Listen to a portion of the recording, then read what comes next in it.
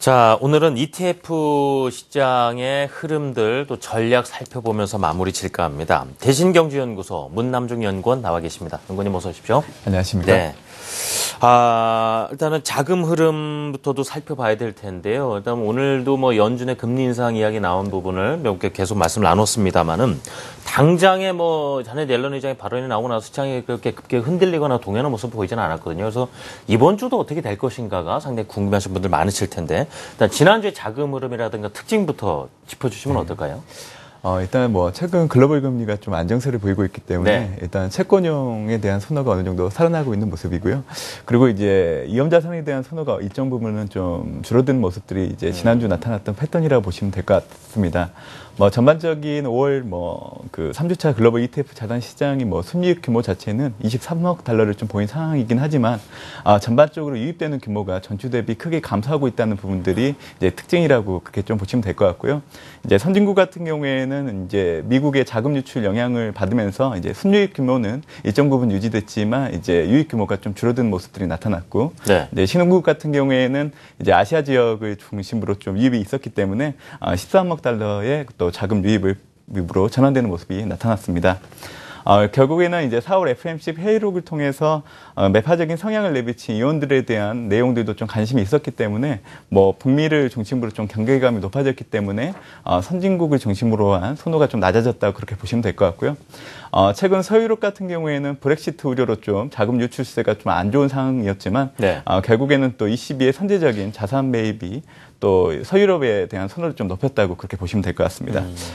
신흥국 같은 경우에는 결국에는 미국의 조기금리 인상 우려가 좀 완화된 부분들이 있기 때문에 신흥국 같은 경우에는 일본제 아시아 지역을 중심으로 또 유입 흐름을 좀 보였다는 것들을 좀 확인하시면 될 것 같고요. 일단은 중국 쪽의 자금 유입이 상당히 좀 긍정적으로 이루어지고 있다고 좀 기억하시면 될 것 같습니다. 지난주 자금 유입 상위 ETF를 살펴보면요. 이제 벵가드의 미국 주식시장 ETF, 또 아이세어스의 유럽 호주, 또 이제 동아시아에 투자하는 ETF, 또 벵가드의 S&P 500 ETF를 중심으로 매수세가 유입이 됐었는데요. 결국에는 ECB의 유동성, 뭐 확대 가능성과 금리 인상 우려 완화로 이제 미국 주식시장과 뭐 유럽에 투자하는 ETF를 중심으로 매수세가 들어왔다고 그렇게 보시면 될 것 같고요.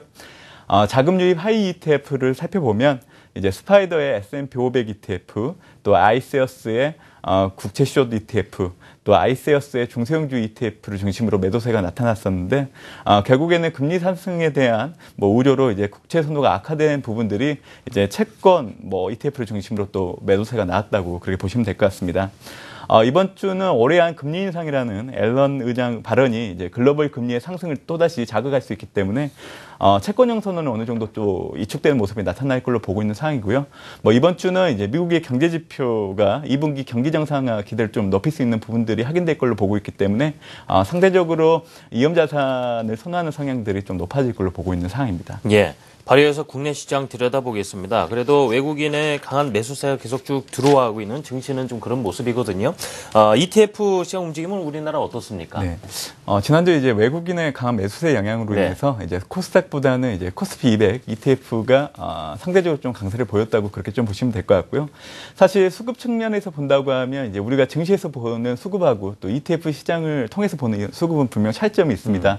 ETF 시장 내에서는 사실 외국인은 소강 상태를 좀 보이고 있는 상황이고요. 네, 그렇군요. 오히려 이제 금융투자 투신을 놓고 얘기를 좀 드려야 될 것 같은데 이제 금융투자 같은 경우에는 이제 레버리지를 활용을 해보고 이제 투신은 코스피 200을 가지고 순매수를 보이고 있는 부분들은 이제 동일한 방향을 보이고 있지만 이제 일반적으로 이제 투신 같은 경우에는 전주 좀 소극적인 매매를 보였다고 좀 그렇게 보시면 될 것 같습니다.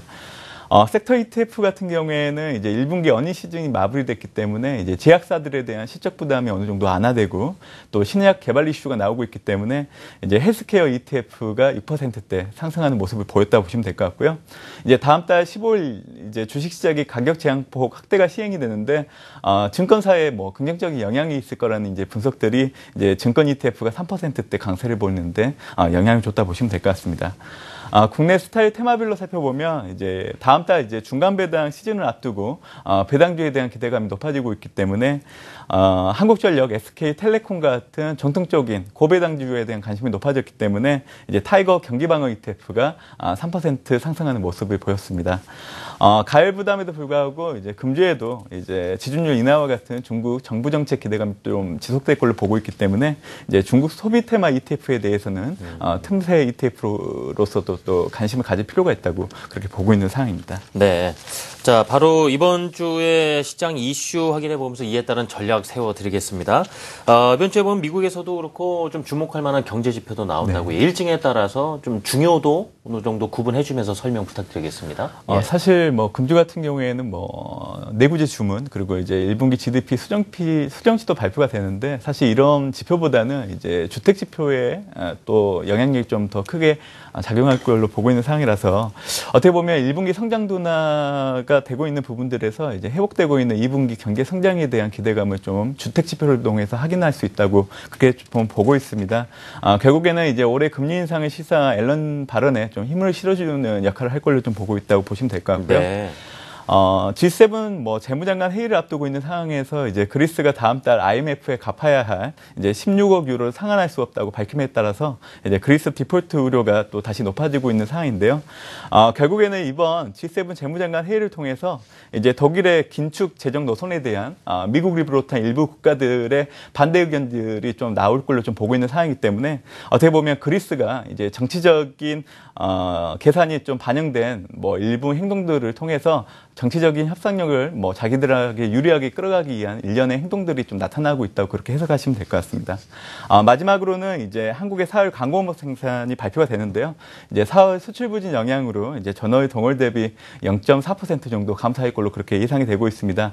하지만 이제 소매 판매, 건설 투자 등 이제 내수 지표들은 호전될 걸로 그렇게 좀 보고 있는 상황이기 때문에 이제 경기 개선 신호가 나타나고 있다는 최근 정부와 한국은행의 긍정적인 경기 인식을 뒷받침할 것인지에 대한 부분들도 좀 확인해 볼 수 있다고 보시면 될 것 같습니다. 자, 미국의 4월 신규 주택 판매 지표 좀 지켜봐야 될 것이고 그래야만 2분기 경제가 좀 더 살아나느냐 이런 기대에 좀 맞출 수 있겠느냐 판단이 가능할 것이고요. 그리스 관련해서도 이 G7 재무장관 회의 또 우리나라의 4월 광고업 생산 지표도 언급을 주셨는데 이를 토대해서 지금 시장이 어떻게 반응할까 영향력도 가늠해 봐야 되겠습니다. 전략은 어떻게 생각하고 계시는지요? 네, 일단 뭐 앨런 발언 의장이 상당히 중요하게 미칠 것 같습니다. 네. 결국에는 이제 경제 지표가 강한 회복을 보일 거라는 자신감을 내비쳤기 때문에 이번 주 미국의 경제 지표 개선 여부가 상당히 관심을 받을 걸로 좀 보고 있는 상황이고요.